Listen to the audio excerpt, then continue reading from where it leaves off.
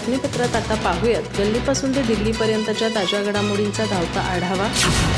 अकोट आणि अंबरनाथ नगर परिषदांमध्ये सत्तेसाठी भाजपने अनुक्रमे MIM आणि काँग्रेससोबत केलेल्या हातमिळवणीमुळे राज्याच्या राजकारणात मोठी खळबळ उडाली आहे। या विचित्र समीकरणांवर आता खुद्द मुख्यमंत्री देवेंद्र फडणवीस यांनी अत्यंत कडक भूमिका घेतली आहे। काँग्रेस आणि MIM सोबत कोणतीही युती चालणार नाही अशी युती म्हणजे अनुशासनहीनता आहे। ही युती तोडावीच लागेल, ही युती करणाऱ्यांवर कारवाई होईल असा इशारा मुख्यमंत्री देवेंद्र फडणवीस यांनी दिलाय। राज्यात आगामी महानगरपालिका निवडणुकीचे वारे वाहत असतानाच अकोट आणि अंबरनाथमध्ये भाजपने सत्तेसाठी केलेल्या स्थानिक आघाड्यांनी सर्वांच्याच भुवया उंचावल्या आहेत।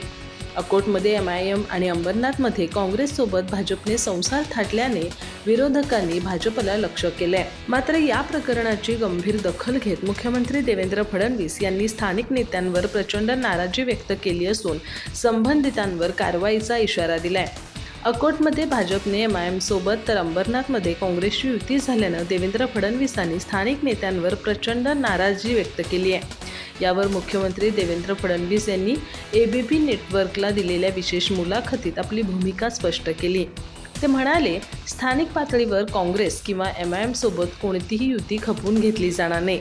ही युती तत्वशून्य आहे आणि ती होऊच शकत नाही। अशी युती म्हणजे अनुशासनहीनता आहे आणि ती तोडावीच लागेल। स्थानिक नेत्यांनी जरी हा निर्णय घेतला असला तरी तो पूर्णपणे चुकीचा आहे। ज्याने कोणी ही युती घडवून आणली असेल त्याच्यावर कडक कारवाई केली जाईल। या संदर्भात आम्ही आदेश दिले आहेत। राज्यभरात महानगरपालिका निवडणुकांची धामधूम सुरू असताना प्रचारालाही कमालीचा वेग आलाय। मुंबईसह प्रमुख शहरांमध्ये आता अवघे 7 दिवस प्रचारासाठी शिल्लक राहिले असून राजकीय वातावरण चांगलंच तापलंय। सर्वच पक्ष ताकदीनिशी मैदानात उतरले असून सभा, रोड शो, पदयात्रा, कॉर्नर सभा आणि घरोघरी संपर्क मोहिमा यामुळे शहरांचा कानाकोपरा राजकारणानं व्यापलेला दिसतोय। अशा निर्णायक टप्प्यावर मुंबई महापालिका निवडणुकीसाठी भाजपकडून तयार करण्यात आलेलं प्रचार गीत राज्य निवडणूक आयोगानं नाकारल्याची माहिती समोर आल्यानं राजकीय वर्तुळात खळबळ उडाली आहे। मुंबई महापालिकेच्या निवडणुकीसाठी भाजपनं विशेष प्रचार गीत तयार केलं होतं। मतदारांपर्यंत थेट पोहोचण्यासाठी आणि भावनिक अपील निर्माण करण्यासाठी संगीत, शब्द आणि प्रसिद्ध कलाकारांचा वापर करण्याची रणनीती भाजपनं आखली होती। त्यानुसार हे गीत तयार करण्यात आलं होतं आणि प्रचाराच्या अंतिम टप्प्यात ते मोठ्या प्रमाणावर वापरण्याचा पक्षाचा मानस होता। मात्र प्रचाराला गती मिळण्याआधीच या गीतावर निवडणूक आयोगानं आक्षेप घेतला आणि प्रचारासाठी वापरण्यास नकार दिला। या प्रचार गीतामध्ये भगवा हा शब्द वापरण्यात आल्यानं निवडणूक आयोगानं आक्षेप नोंदवलाय। निवडणूक आचारसंहितेच्या निकषांनुसार धार्मिक आणि भावनिक स्वरूपाचे शब्दप्रयोग प्रचारात आक्षेपार्ह ठरू शकतात असा ठपका ठेवत आयोगानं हे गीत नाकारले असल्याची माहिती आहे। आयोगाच्या मते या शब्दप्रयोगामुळे मतदारांवर विशिष्ट भावनिक आणि धार्मिक प्रभाव पडू शकतो, जो निवडणूक प्रक्रियेच्या निष्पक्षतेला बाधा आणणारा ठरू शकतो। यामुळे भाजपला हे गीत प्रचारात वापरण्यास परवानगी देण्यात आलेली नाही। या प्रचार गीताला आणखी एक विशेष महत्त्व होतं, कारण हे गीत प्रसिद्ध संगीतकार अवधूत गुप्ते आणि सुप्रसिद्ध गायिका वैशाली सामंत यांनी गायलं होतं। मराठी संगीत विश्वातील लोकप्रिय कलाकारांचा आवाज असल्यामुळे हे गीत मतदारांपर्यंत सहज पोहोचेल असा भाजपचा अंदाज होता। विशेषतः मुंबईसारख्या महानगरात जिथं प्रचारासाठी नाविन्यपूर्ण माध्यमांचा वापर केला जातो तिथं या गीताच्या माध्यमातून वेगळा प्रभाव निर्माण करण्याचा प्रयत्न करण्यात आला होता। मात्र आयोगाच्या निर्णयामुळे भाजपच्या या प्रचारात्मक रणनीतीला मोठा धक्का बसल्याचं मानलं जात आहे। छत्रपती संभाजीनगरमध्ये महापालिका निवडणुकीच्या पार्श्वभूमीवर राजकीय वातावरण आधीच तापलेलं असताना राष्ट्रवादी काँग्रेस या अजित पवार यांच्या पक्षाला धक्का देणारी गंभीर घटना समोर आली आहे। शहरातील वॉर्ड क्रमांक 16 मधील कैलासनगर परिसरात असलेल्या राष्ट्रवादीच्या पक्ष कार्यालयात अज्ञात व्यक्तीने आग लावण्याचा प्रयत्न केल्याची घटना उघडकीस आली आहे। ही घटना बुधवारी 7 जानेवारी रोजी पहाटे सुमारे 4:30 वाजण्याच्या सुमारास घडली असून सुदैवाने कोणतीही जीवितहानी झाली नाही। मात्र निवडणूक प्रचाराच्या काळात घडलेल्या या प्रकारामुळे राजकीय वर्तुळात खळबळ उडाली आहे। मिळालेल्या माहितीनुसार कैलासनगर येथील राष्ट्रवादी काँग्रेस अजित पवार गटाच्या पक्ष कार्यालयाच्या बाहेर उभारलेल्या मंडपाला अज्ञात व्यक्तीने आग लावण्याचा प्रयत्न केला। त्यावेळी परिसरात काही कार्यकर्ते आणि नागरिक उपस्थित होते। त्यांनी वेळीच प्रसंगावधान राखत आग वाढण्यापूर्वीच ती आटोक्यात आणली। त्यामुळे मोठा अनर्थ टळला। जर आग भडकली असती तर कार्यालयातील साहित्य, प्रचार सामग्री तसंच आजूबाजूच्या वस्त्यांनाही धोका निर्माण झाला असता अशी चर्चा स्थानिकांमध्ये होतीये। या घटनेत कोणालाही इजा झाली नसली तरी प्रचार कार्यालयाला लक्ष्य करण्यात आल्यानं राष्ट्रवादी काँग्रेसच्या कार्यकर्त्यांमध्ये तीव्र संताप व्यक्त केला जातोय। छत्रपती संभाजीनगरमधून राष्ट्रवादीचे उमेदवार मयूर सोनवणे यांचा प्रचार सध्या जोरात सुरू असून त्यांच्या प्रचार यंत्रणेवर थेट हल्ला करण्याचा हा प्रयत्न असल्याची शक्यता वर्तवली जाते. निवडणूक जशी जवळ येत आहे तसे विरोधकांकडून दबाव वाढत असल्याचा आरोपही काही कार्यकर्त्यांनी केलाय.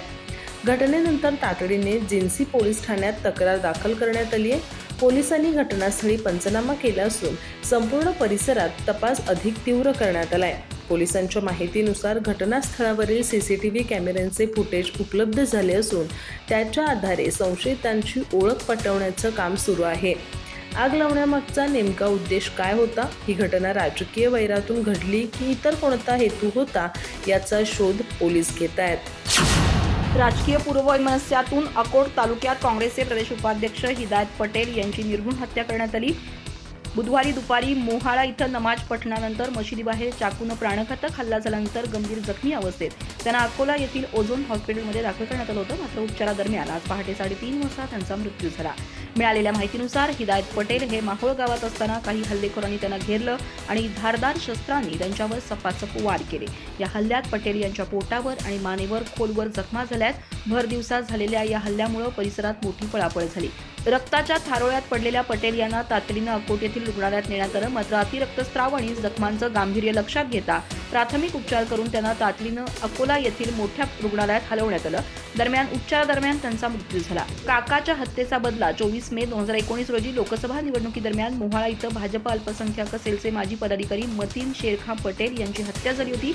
या प्रकरणी हिदायत पटेल यांच्यासह 10 जणांविरुद्ध गुन्हा दाखल करण्यात आलाय. हे प्रकरण न्यायालयात प्रलंबित असून त्याची सुनावणी सुरू आहे.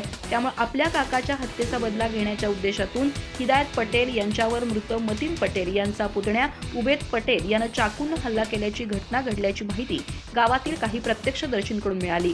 आमचा त्या दिशेनं तपास सुरू आहे असं अकोट पोलिसांनी सांगितलं.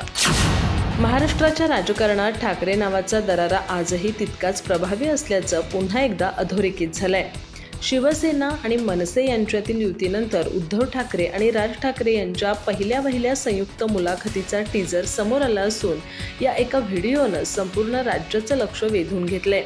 शिवसेना ठाकरे गटाचे खासदार संजय राऊत आणि प्रसिद्ध सिनेनिर्माते, दिग्दर्शक आणि अभिनेता महेश मांजरेकर यांनी घेतलेली ही मुलाखत राजकीय दृष्टिकोनातून अत्यंत महत्त्वाची मानली जाते.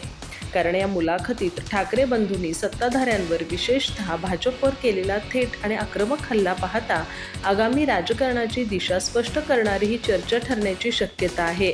या मुलाखतीच्या टीजरमध्ये उद्धव ठाकरे यांनी सत्तेच्या मानसिकतेवर जोरदार प्रहार केलाय. राज्यकर्त्यांचे प्रेम हे राज्यावर असलं पाहिजे, सत्तेवर असता कामा नये अशा शब्दात त्यांनी सत्ताधाऱ्यांना थेट संदेश दिला. या एका वाक्यातूनच सध्याच्या सत्ता स्थापनेवर त्यांची नाराजी स्पष्टपणे दिसून येते. सत्ता टिकवण्यासाठी राज्याच्या हिताकडे दुर्लक्ष केलं जात असल्याचा आरोप अप्रत्यक्षपणे त्यांनी केला आहे. ठाकरे बंधू एकत्र आल्यानंतर त्यांच्या वक्तव्यांना वेगळंच राजकीय वजन प्राप्त झालं असून हा टीजर म्हणजे संपूर्ण मुलाखतीचा केवळ एक झलक असल्याचं स्पष्ट होतं. दुसरीकडे राज ठाकरे यांनीही या मुलाखतीत तितक्याच आक्रमक शैलीत भाजपवर निशाणा साधलाय.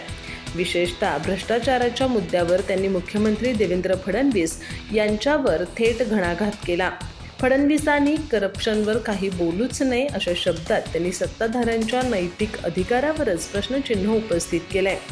फडणवीसांनी यापूर्वी ठाकरे युतीला करप्शन आणि कन्फ्युजनची युती असं संबोधलं होतं. त्याच वक्तव्याच्या पार्श्वभूमीवर विचारण्यात आलेल्या प्रश्नावर ठाकरे बंधू काय उत्तर देतात याकडे संपूर्ण राज्याचं लक्ष लागून राहिलंय.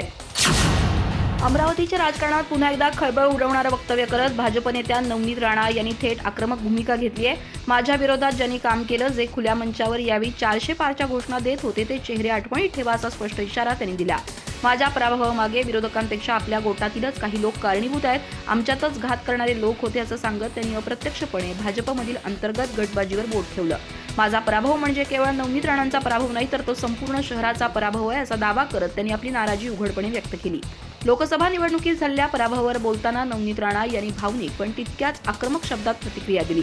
लोकसभेत नुकसान कुणाचं झालं तर आमच्या मुलांचं झालं असं म्हणत त्यांनी हा पराभव वैयक्तिक वेदनेशी जोडला. मात्र ही वेदना घेऊन गप्प बसणार नाही असंही त्यांनी स्पष्ट केलं. ज्यांनी माझ्याशी बेईमानी केली, ज्यांनी पाठीत खंजीर खुपसला, त्यांचा बदला घेतल्याशिवाय नवनीत राणा शांत बसणार नाही, तसा ठाम निर्धार त्यांनी जाहीरपणे व्यक्त केला. त्यांच्या या वक्तव्यामुळे भाजपमधील अंतर्गत राजकारण पुन्हा चर्चेच्या केंद्रस्थानी आलंय. याच भाषणात त्यांनी अमरावती शहराच्या सुरक्षेबाबत मोठी घोषणा केली. शहराच्या प्रत्येक गल्लीबोळात सीसीटीव्ही कॅमेरे बसवणार असल्याचं त्यांनी जाहीर केलं. भाजपचा महापौर निवडून आला तर शहरात सर्वप्रथम सीसीटीव्ही कॅमेरे आणि आवश्यक त्या ठिकाणी स्पीड ब्रेकर बसवले जातील असं आश्वासन त्यांनी दिलं.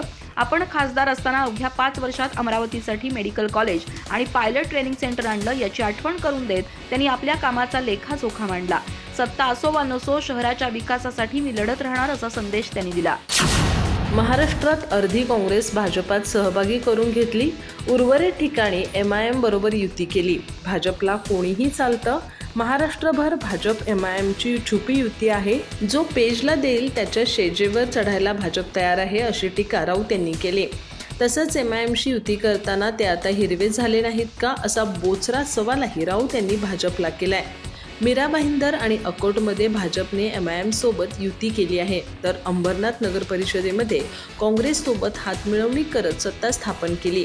यावरून संजय राऊत यांनी भारतीय जनता पक्षावर जिव्हारी लागणाऱ्या शब्दात टीका केली आहे. तसंच अजित पवार सावरकरांना मानत नाहीत, तर मग त्यांना सरकारमध्ये कशाला ठेवता? त्यांना सरकारमधून दूर करा असे आव्हानही संजय राऊत यांनी भाजपला दिले. अंबरनाथ आणि मीरा भाईंदरमधील राजकीय घडामोडींचा दाखला देत राऊत यांनी भाजपच्या हिंदुत्वावर प्रश्नचिन्ह उपस्थित केलं. मीरा भाईंदरमध्ये भाजपने MIMला पाठिंबा दिलाय, तर अंबरनाथमध्ये काँग्रेस आणि भाजप एकत्र आले आहेत. आता हे हिरवे झाले नाहीत का? अकोटपासून मीरा भाईंदरपर्यंत भाजपची MIM सोबत उघड गुप्त युती सुरू आहे. भाजप कामाठीपुऱ्यामध्ये उभी आहे. कोणीही या अशी स्थिती निर्माण झाली आहे. हा निर्लज्जपणाचा कळस असून भाजप हे दुतोंडी गांडूळ आहे. जो पेजेला देईल त्याच्या शेजेवर चढायला भाजप तयार आहे अशी घणाघाती टीका राऊत यांनी केली. संजय राऊत यांनी भाजपच्या रणनीतीवर गंभीर आरोप केलाय. ते म्हणाले, भाजपने निवडणूक आयोग, न्यायव्यवस्था आणि प्रशासनात जे अधिकारी नेमले आहेत ते मराठीच आहेत. विशेष म्हणजे मराठी माणसाच्या हातूनच मराठी माणसाचे डेथ वॉरंट काढले जात आहे. ही भाजपची मोठी कसब आहे. महाराष्ट्र क्रिकेट असोसिएशनच्या निवडणुकीभोवती सुरू असलेल्या वादाला आता न्यायालयीन वळण मिळालंय. मुंबई उच्च न्यायालयानं या निवडणुकीला तातडीनं स्थगिती देत निवडणूक अधिकाऱ्यांना स्पष्ट आदेश दिलेत. त्यामुळे नियोजित वेळापत्रकानुसार होणारी निवडणूक तूर्तास थांबली असून संपूर्ण प्रक्रियेवर प्रश्नचिन्ह निर्माण झालंय. न्यायालयाच्या या निर्णयामुळे MCAच्या सत्ता संघर्षात मोठी खळबळ उडाली असून राष्ट्रवादी काँग्रेस शरद पवार गटाचे आमदार रोहित पवार यांना मोठा धक्का मानला जातोय. या प्रकरणाला सुरुवात झाली ती भारताचा माजी क्रिकेटपटू आणि महाराष्ट्र क्रिकेट असोसिएशनचा सदस्य असलेल्या केदार जाधव यांच्या गंभीर आरोपांमुळे. केदार जाधव हे सध्या भारतीय जनता पक्षाचे पदाधिकारी आहेत. त्यांनी थेट आरोप करत सांगितलं की MCAची सत्ता आपल्या हातात ठेवण्यासाठी रोहित पवार यांनी संघटनेत मनमानी पद्धतीनं सदस्य संख्या वाढवली. त्यांच्या म्हणण्यानुसार MCAची सदस्य संख्या अवघ्या काही काळात 154 वरून थेट 571 पर्यंत नेण्यात आली आणि ही वाढ निवडणुकीच्या तोंडावर करण्यात आली, जेणेकरून मतदानात आपल्याला अनुकूल निकाल मिळावा. केदार जाधव यांनी केलेले आरोप अधिक गंभीर ठरतात, कारण नव्यानं सदस्य केलेल्यांमध्ये रोहित पवार यांच्या कुटुंबातील व्यक्तींचाही समावेश असल्याचा दावा करण्यात आलाय. या यादीत रोहित पवार यांची पत्नी कुंती, सासरे सतीश मगर तसंच खासदार सुप्रिया सुळे यांची कन्या रेवती सदानंद सुळे यांचा समावेश असल्याचं सांगण्यात आलंय. एवढंच नव्हे तर रोहित पवार यांच्या कंपन्यांमध्ये कार्यरत असलेले कर्मचारी देखील MCAचे सदस्य करण्यात आल्याचा आरोप आहे. याशिवाय अनेक राजकीय नेते आणि काही शैक्षणिक संस्थांनाही ऐन निवडणुकीपूर्वी सदस्यत्व देण्यात आल्याचंही केदार जाधव यांनी नमूद केलं. या पार्श्वभूमीवर मुंबई उच्च न्यायालयानं या संपूर्ण प्रक्रियेची गंभीर दखल घेत निवडणुकीला स्थगिती दिली आहे. न्यायालयानं आदेश देताना स्पष्टपणे नमूद केलं की निवडणुकीदरम्यान घडलेले प्रकार आणि सदस्य संख्येतील अचानक वाढ पाहता या प्रकरणात हस्तक्षेप करणं आवश्यक आहे. त्यामुळे निवडणूक अधिकाऱ्यांना पुढील कार्यवाही थांबवण्याचे निर्देश देण्यात आले आहेत. आता या प्रकरणाची पुढील सुनावणी 4 फेब्रुवारी रोजी होणार असून तोपर्यंत MCAची निवडणूक प्रक्रिया गोठवण्यात आली आहे. अधिक माहिती आणि ताज्या घडामोडींसाठी आजच आमचे चॅनल सबस्क्राईब करा.